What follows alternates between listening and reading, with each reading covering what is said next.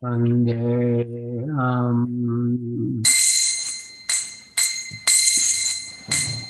Shri Guru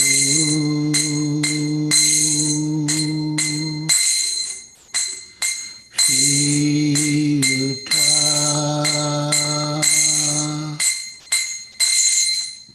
Padakamalam Shri Guru Vaishnavamsa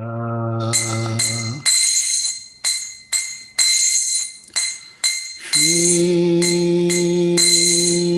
Rupam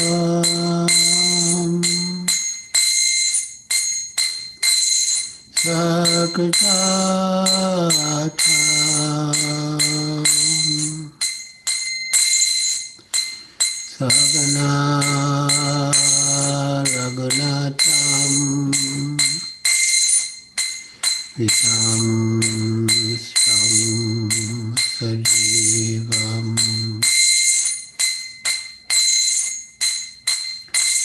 Sadvaitam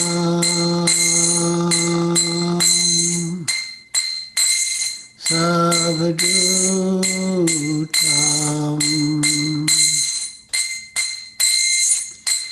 Harijana Saitam Krishna Chaitanya Devam Shri Radha Krishna Pada Sagana Lalita Shri Vishakhanvitam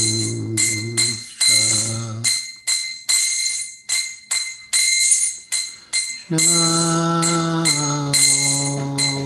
Vishnupadaya Krishna Prasthaya Bhutale Shrimate Bhakti Vedanta Swami Iti Namine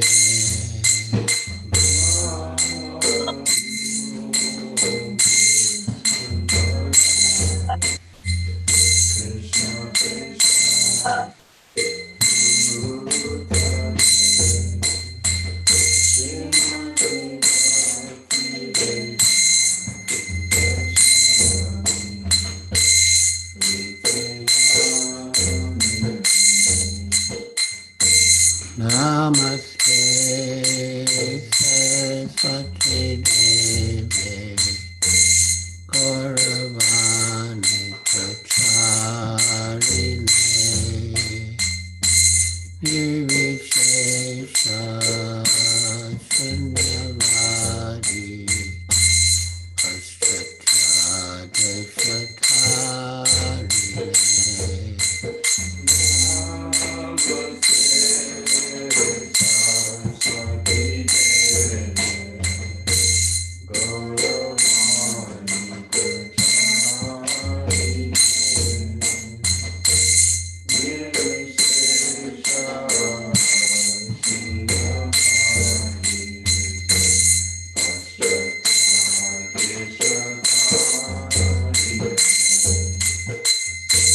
Sri Krishna Chaitanya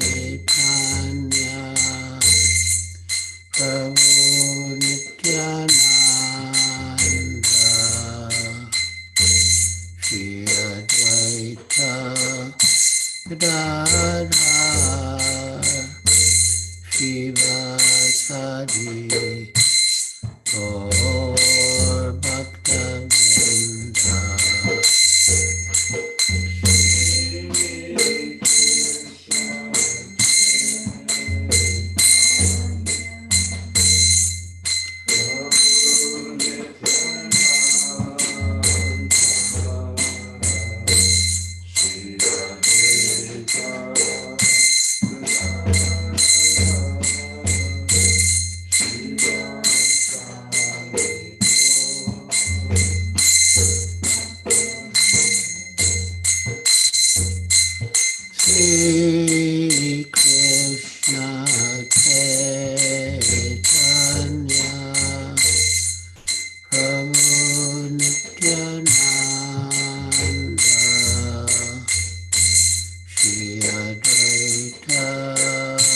Gadadhar Shivasadi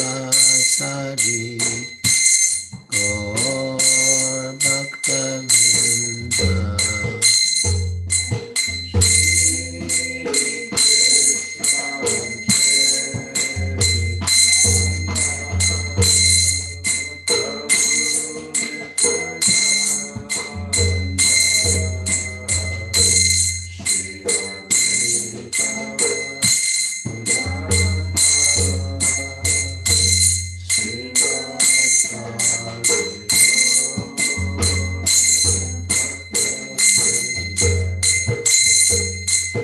Sri Krishna Chaitanya Prabhu Nityananda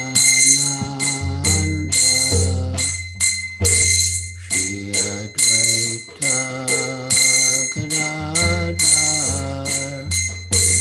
Shivasadi Gaur Bhaktavinda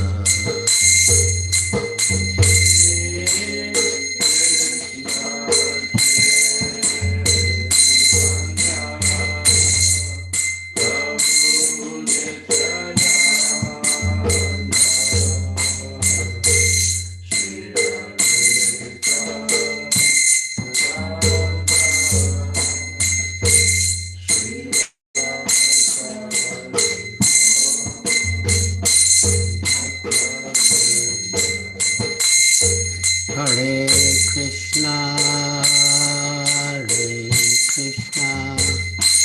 Krishna Krishna, Hare Hare, Hare Rama,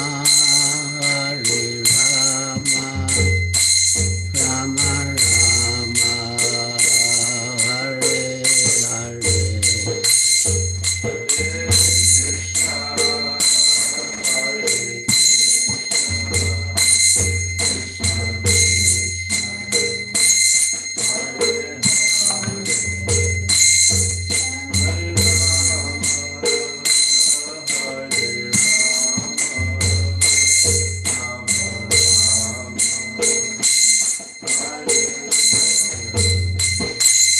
Hare Krishna,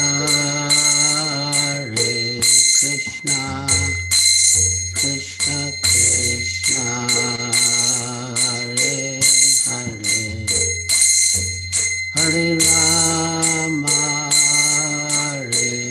Rama, Rama Rama, Hare Hare.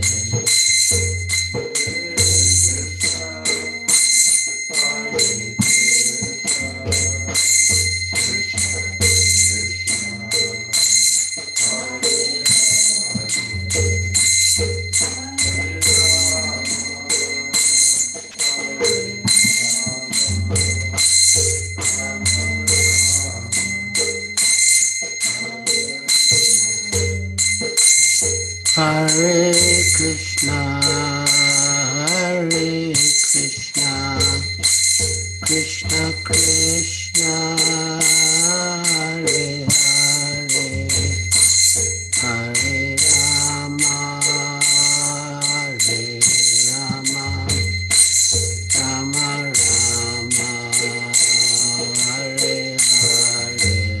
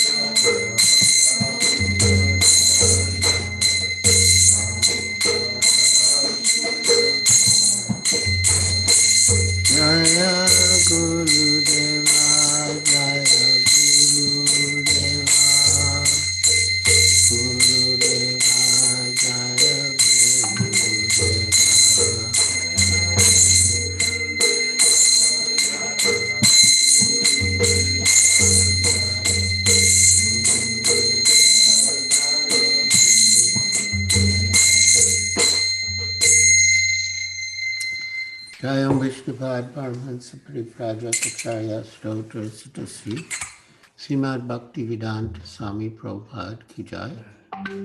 ISKCON founder Acharya Srila Prabhupada Ki Jai. Jayam Vishnupad Paramahansa Pariprajaka Stotra Sutasi Srimad Bhakti Siddhanta Saraswati Goswami Prabhupada Ki Jai. Ananta Koti Vaishnava Vrinda Ki Jai. Namacharya Srila Haridas Thakur Ki Jai. Prem Se Kaho Sri Krishna Chaitanya Prabhu Nityananda Shri Advaita Gadadhar Srivasadi Gaur Bhakta Vrinda Ki Jai. Shri Shri Radha Krishna Gopa Gopinath Shamakunda Radha Kunda Giri Govardhan Ki Jai. Vrindavan Dham Ki Jai. Navadvip Dham Ki Jai.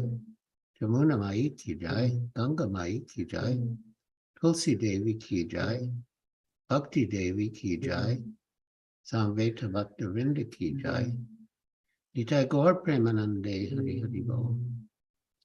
All glories to the assembled devotees. All glories to the assembled devotees. All glories to the assembled devotees. All glories to Sri Guru and Sri Gauranga. All glories to Srila Prabhupada.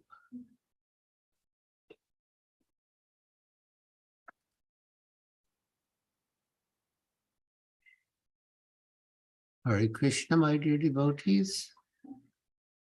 Before we proceed, I would like to request you, as far as possible, to put on your cameras so we can see your moon-like faces, and it will be more personal. Today, we are speaking about the glories of Srila Prabhupada, whose appearance day, or Vyasa Puja, we recently celebrated.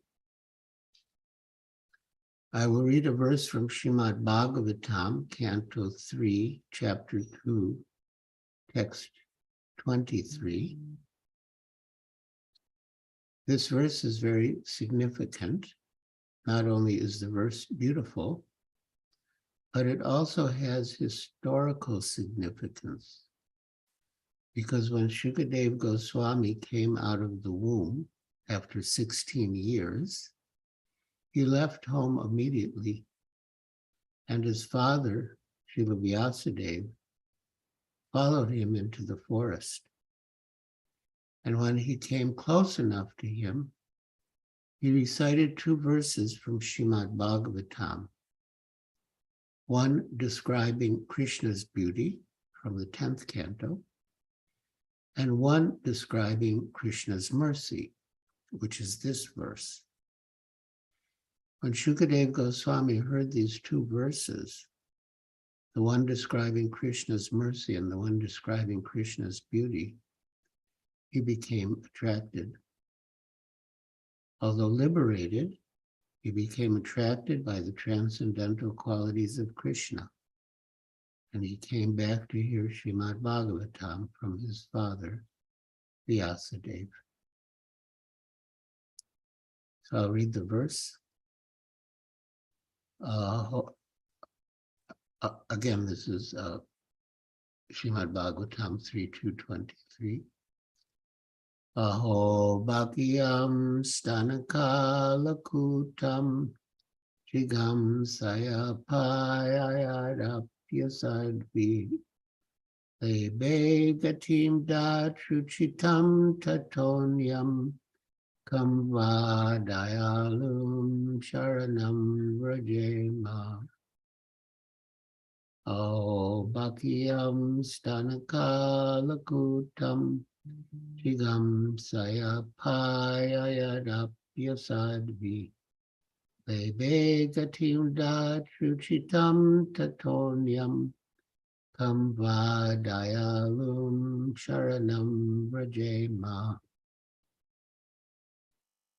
Translation. Alas, how shall I take shelter of one more merciful than he, who granted the position of mother to a she-demon, Putana, Although she was unfaithful, and she prepared deadly poison to be sucked from her breast. Purport by Srila Prabhupada. Here is an example of the extreme mercy of the Lord, even to his enemy. It is said that a noble man accepts the good qualities of a person of doubtful character, just as one accepts nectar from a stalk of poison. So I will comment now and then return to the purport. The Lord is absolute. He is all good for everyone, and he is neutral toward everyone. He is always thinking of how to do good for others. So even if one approaches him as an enemy, he will try to do good for the person, as was the case with Putana. Although she came to kill him by administering poison from her breast, he elevated her to the position of a nurse, like a mother in the spiritual world. Srila Prabhupada said it is a mark of a good man that he takes the good side, not the bad side of others. He gave the example of his Guru Maharaj, Srila Bhaktisiddhanta Saraswati Thakur. Srila Bhaktisiddhanta had a disciple named Kunja Bihari Das. People used to call him Kunja Babu, who, Srila Prabhupada said, came to do business with their Guru Maharaj, to profit personally from his relationship with him and from his service in the Gaudiya Math. But Srila Prabhupada said their Guru Maharaj didn't take Kunja's dark side, that he was coming to make business, but he took the bright side, that he was coming to offer service. In his talk with Bob Cohen, now Brahmatirtha Das, on February 28, 1972 in Mayapur, Srila Prabhupada said, quote, Putana Rakshasi, she offered Krishna poison, but Krishna is so nice that he thought she took me as my mother. So he took the poison and delivered her. Krishna does not take the bad side. A good man does not take the bad side. He takes only the good side. Just like one of my big god brothers, he wanted to make business with my Guru Maharaj. But my Guru Maharaj did not take the bad side. He took the good side. He thought, he has come forward to give me some service. End quote. So back to the purport. In his babyhood, the Lord was administered deadly poison by Putana, a she-demon who tried to kill the wonderful baby. And because she was a demon, it was impossible for her to know that the Supreme Lord, even though playing the part of a baby, was no one less than the Supreme Personality of Godhead. So, on the occasion of the wedding of Vasudeva and Devaki, Kamsa, who was Devaki's brother, was driving their chariot, and he heard a voice from the sky, Akashvani, saying that the eighth son of Devaki would kill him. And he was so selfish and egoistic and demonic that he didn't wait for the eighth child. He killed all the sons of Devaki, one by one. Then eventually, Krishna appeared, and he manifested his four-handed form of Vishnu to convince them that he was the Supreme Personality of Godhead. But still, Out of parental affection, they were afraid for him, and thus Vasudeva carried Krishna to Vrindavan. Kamsa sent many demons to Vrindavan to kill Krishna, and Putana was one of them. And it is described in Srimad Bhagavatam that when sucking Putana's breast, Krishna sucked out her life air. And it is also described that he closed his eyes. And commentators explain that he closed his eyes because he didn't want to look at her, because although she was a demon, she was a woman who appeared to be showing motherly affection. So now I read the conclusion of the purport. And because she was a demon, it was impossible for her to know that the Supreme Lord, even though playing the part of a baby, was no one less than the same Supreme Personality of Godhead. His value as the Supreme Lord did not diminish upon his becoming a baby to please his devotee Yashoda. The Lord may assume the form of a baby or a shape other than that of a human being, but it doesn't make the slightest difference. He is always the same Supreme. Any creature, however powerful he may become, by dint of severe penance, can never be equal to the Supreme Lord. Lord Krishna accepted the motherhood of Putana because she pretended to be an affectionate mother, allowing Krishna to suck her breast.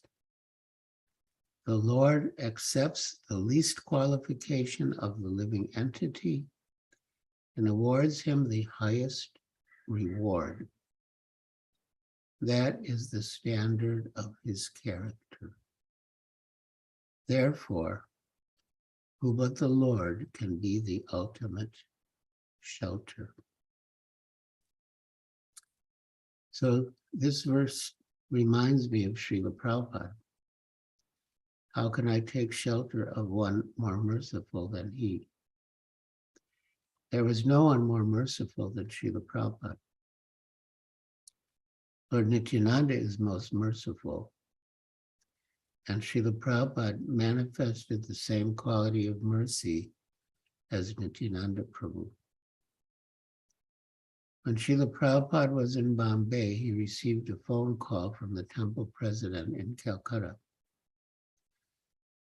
who reported that one of Prabhupada's earliest disciples from America had come to Calcutta and was smoking ganja, marijuana, and asked what to do.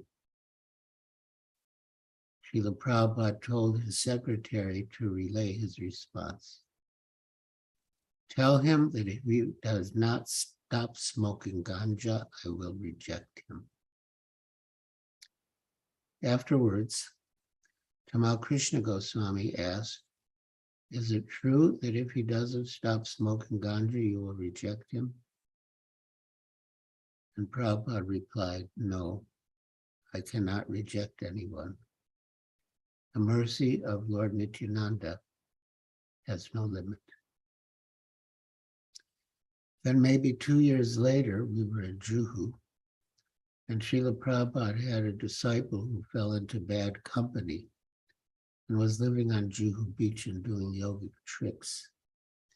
He was doing things like putting a penny or a paisa in his ear and making it come out somewhere else.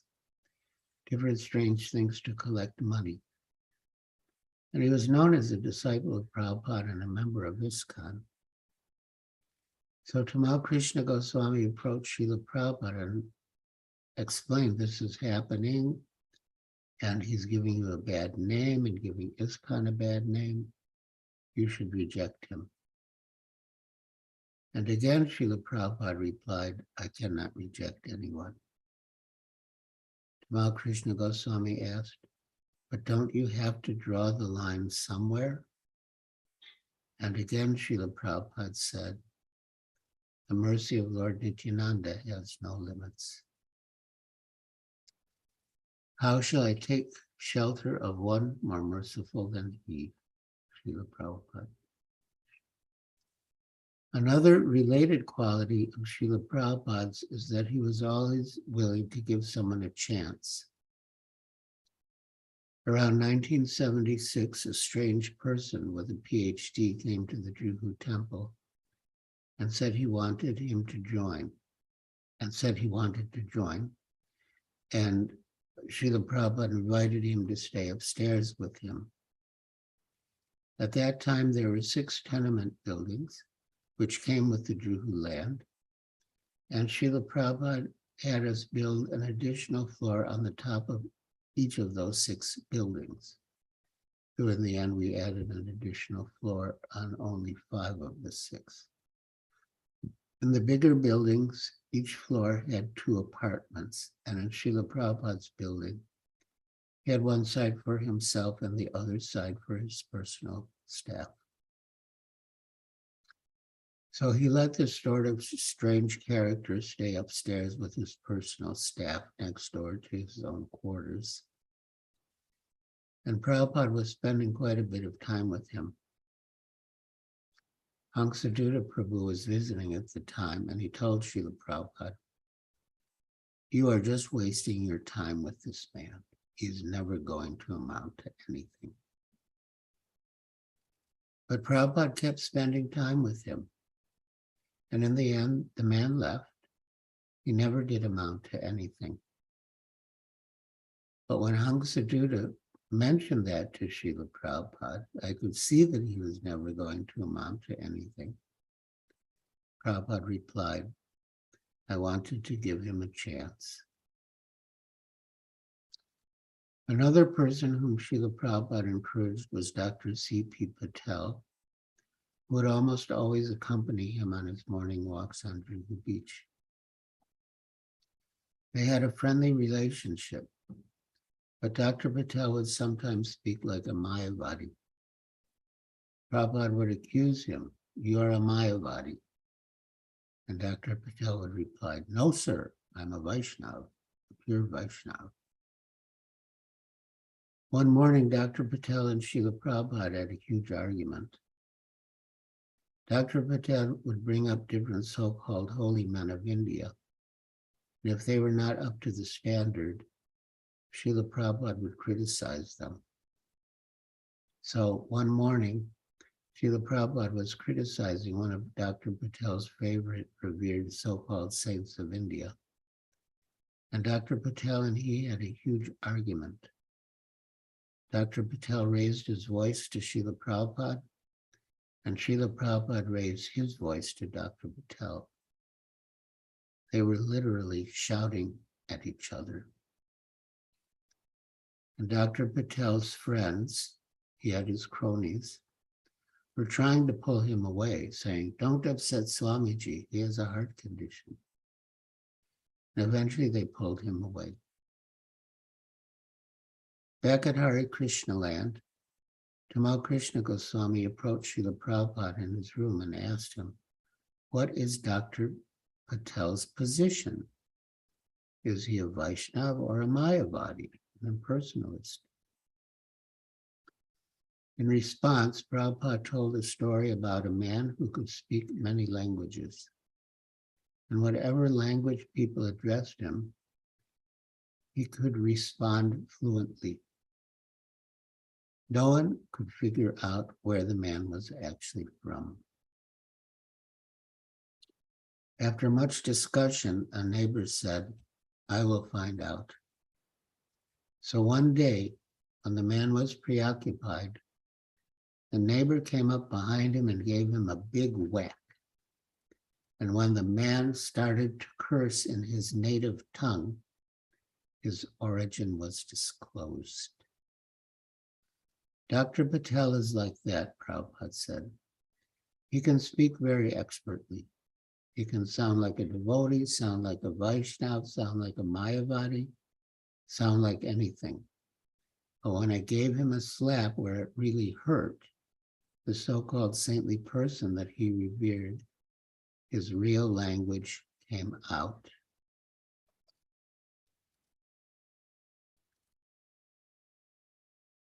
Tamal Krishna asked, so why do you put up with him? He's so offensive. And Prabhupada replied, it is our duty to engage everyone. He wanted to give Dr. Patel a chance. And as the years passed, Dr. Patel developed great affection for Srila Prabhupada. And after Prabhupada left this world, he wrote a beautiful article for Back to Godhead about his relationship with him. The article was titled, My Life's Most Precious Moments, with the subtitle, A Bombay Doctor Wins the Title Big Fool and Loves It. Because Prabhupada would always call Dr. Patel a mudha. He would say, I am not saying, Krishna is saying, Imam Duskriti no mudha. Anyone who does not surrender to Krishna is a mudha, fool. So, how shall I take shelter of one more merciful than Srila Prabhupada? He had so many wonderful qualities, but his most important quality, for us especially, was his extreme mercifulness. Srila Prabhupada had a good friend in Bombay named Bhogilal Patel. Bhogilal was elder to Srila Prabhupada by about 3 years, and he was extremely pious. The first devotee to meet him was Gargamuni.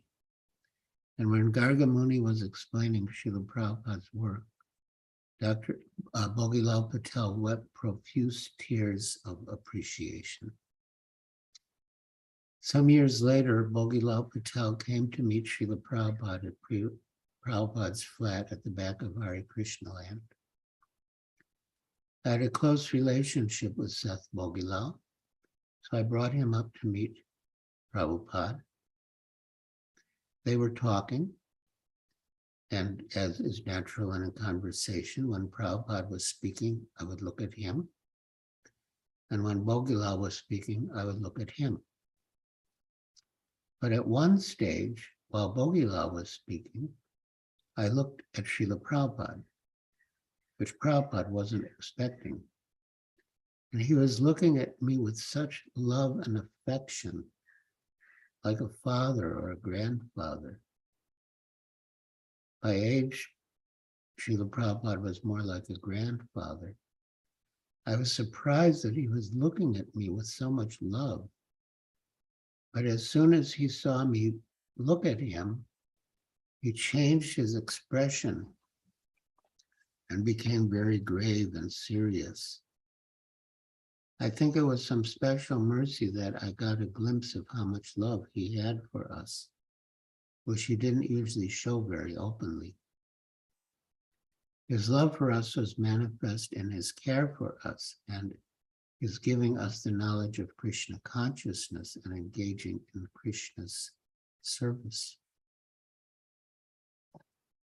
Srila Prabhupada was very reserved about touching people, including even disciples.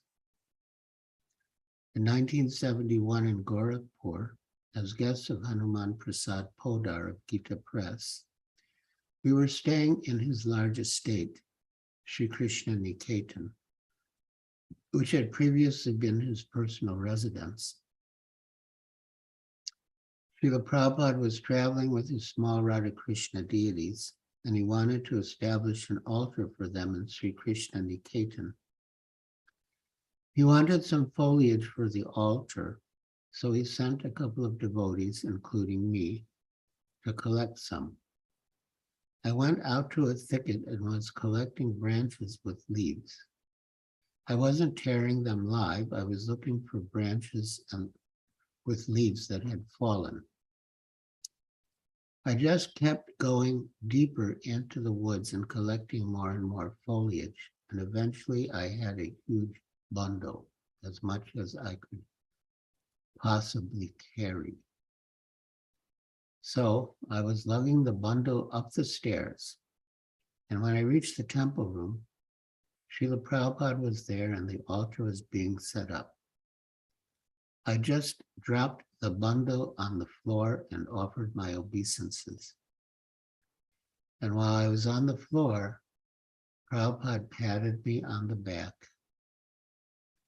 It was one of the only times, maybe the only time, that he physically touched me. I looked up and he was smiling broadly. I didn't know if he needed any more foliage, but he was pleased by my effort. Now I ask you, how shall I take shelter of one more merciful than he? So, Nitai Gaurasundar Prabhu, thank you for inviting me to speak about our beloved Srila Prabhupada in consideration of his appearance day, Vyasa Puja, which was a few days ago. And now, if any of the devotees want to ask any question or make any comments or share any reflections, we can discuss. So if you want to say anything, please raise your hand, your physical hand, or your virtual hand. Nitai Gaurasundar Prabhu. Yes, Maharaj, please my humble obeisances. So I hope you keep on writing and glorifying Srila Prabhupada. Yeah, I just finished another book about traveling with Srila Prabhupada in India before Juhu. And it covers visits to, many places. It has 13 chapters.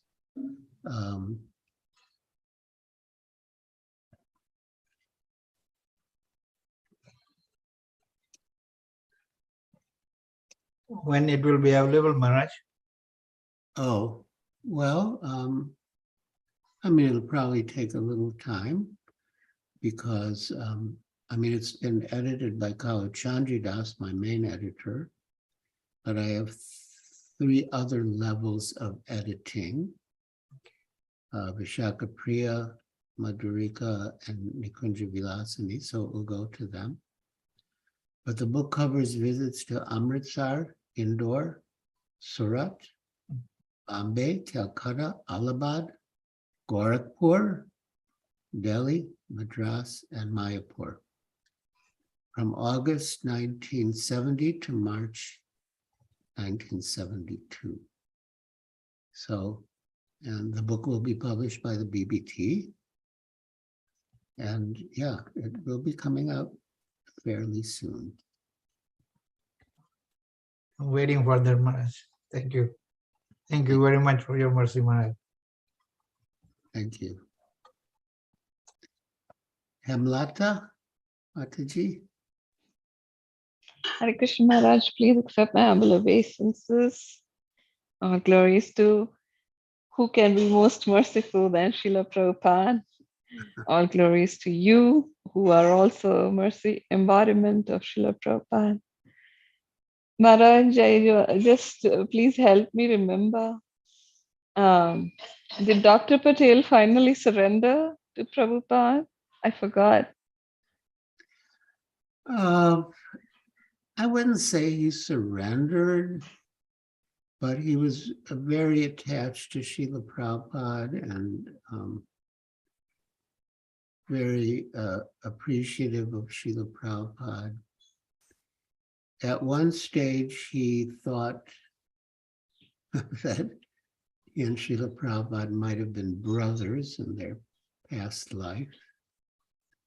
And he would come, he was very intelligent, and sometimes, and I guess there must be some similarity between Bengali and Gujarati. sometimes he would come and speak with Srila Prabhupada, and he would speak in Gujarati, and Srila Prabhupada would speak in Bengali, and they would discuss like that. Yeah. Okay. Thank you, Maharaj. Hare Krishna. Hare Krishna.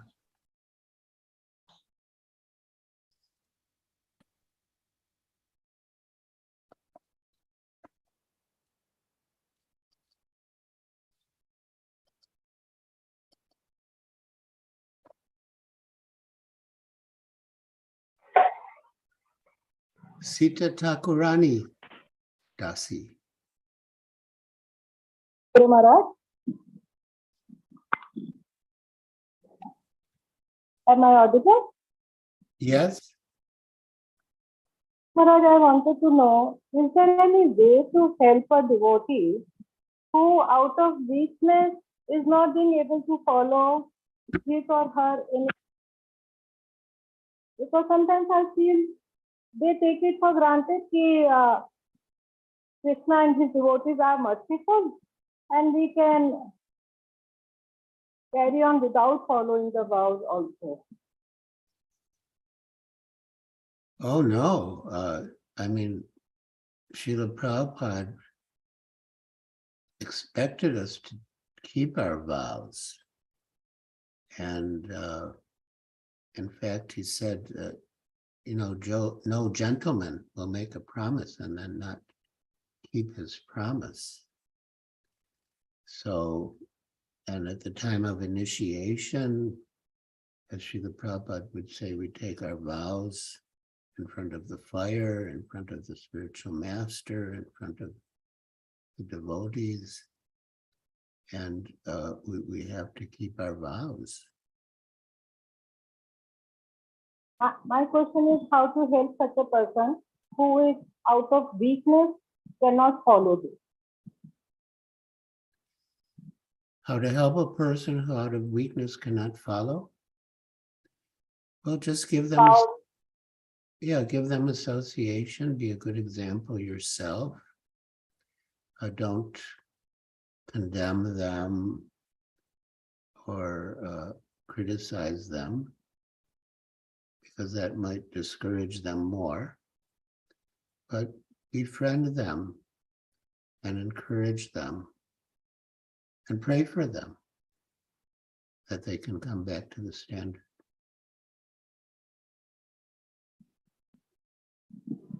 Prayers help. Sorry? The prayers help. Do the prayers help? There's, Do prayers help? do prayers also help? Of course. Of course. Krishna or Chaitanya Srila Prabhupada will hear the prayers. Yeah, praying for someone can help them immensely. Okay. Thank you, Guru Maharaj. Hare Krishna.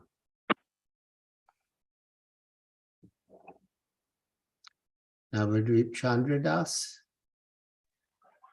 Hare Krishna, Guru Maharaj. Please accept my humble obeisances. All Gurus to Srila Prabhupada, all Gurus to Divine Grace. Guru Maharaj, my question is that I had heard a similar kind of lecture like before also. In that you related one, a dream of His Holiness Satswarup Das Goswami. So if you can relate that, I don't remember exactly what you had told actually. So I wanted to hear that again. I did what? A dream of His Holiness Satswarup Das Goswami, that he saw a dream that he went to the spiritual world or something like that. In this context of mercy of Srila Prabhupada. Something. Yes. I don't know if it was a dream, but he imagined within his mind that he went to the the gate to Goloka Vrindavan. And the gatekeeper asked, who are you? And he said, I'm Satsvarupa Das. I'm a disciple of His Divine Grace A.C. Bhaktivedanta Swami Prabhupada. And then the gatekeeper approached Srila Prabhupada and asked him about Satsvarupa Das, and Srila Prabhupada said, Satsvarupa? My Satsvarupa? Yes, let him in.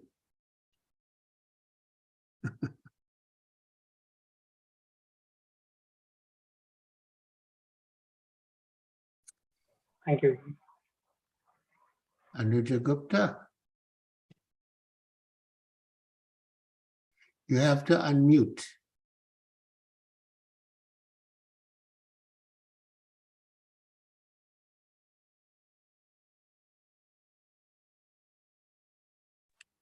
I am sorry, Guru Maharaj. Please accept my humble obeisances. Thank you for the beautiful lecture.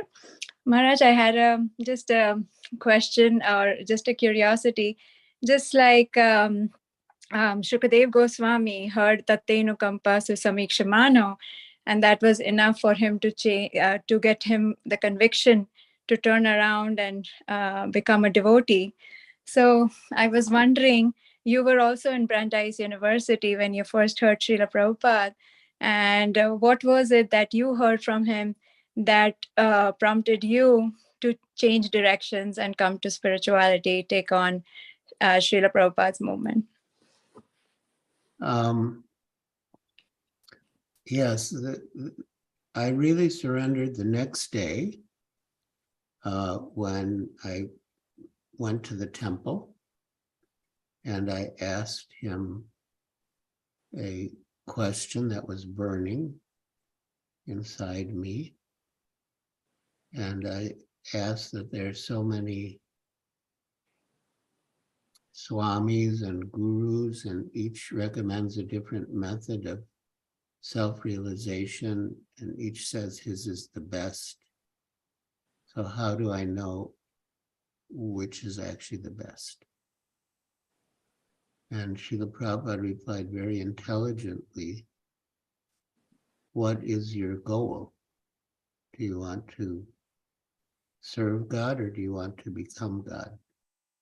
Because I was asking, what is the best means? But choose the best means to achieve a particular end. So a more basic question is, what is your end? What is your goal? So he said, if you want to become God, that means you're not God now. And how can not God become God? He said, Krishna is always God.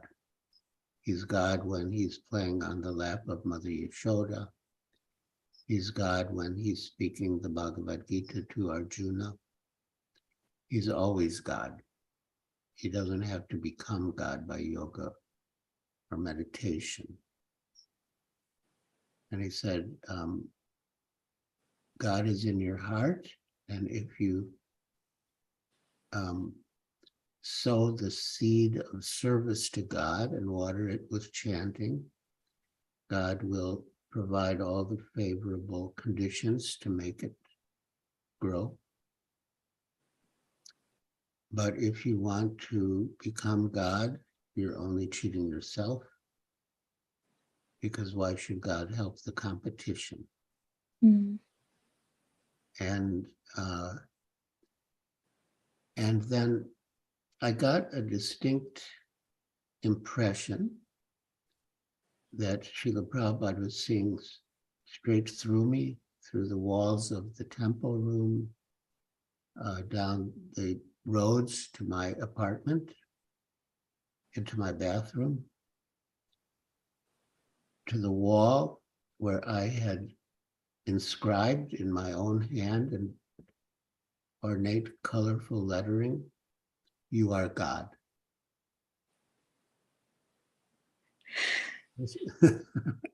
So Srila Prabhupada said, so what do you think?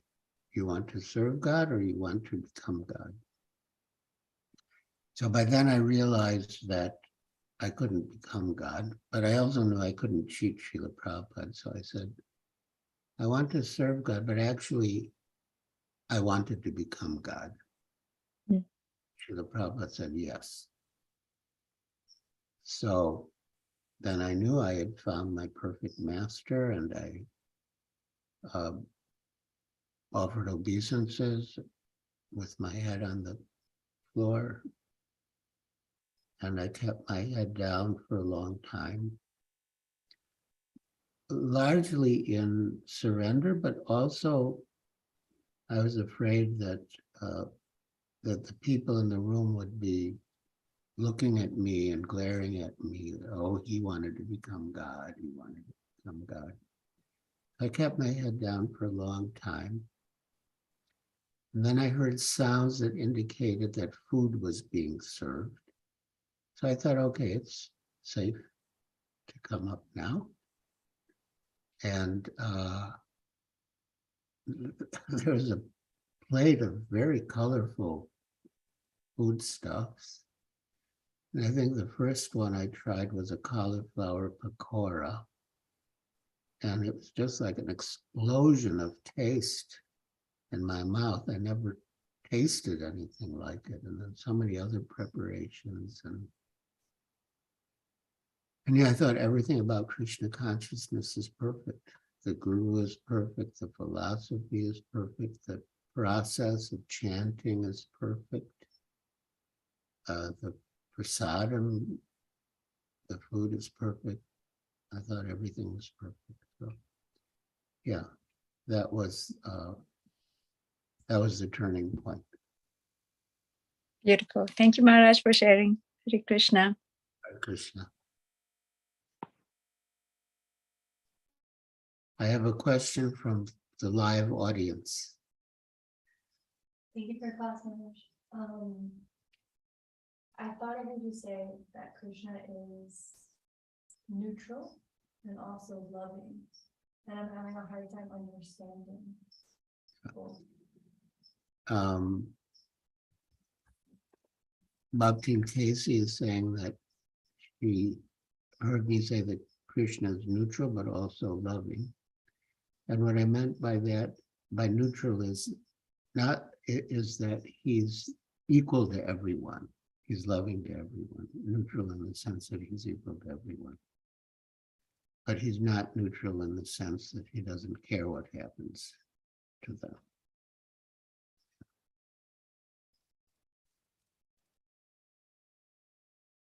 Any other questions or reflections?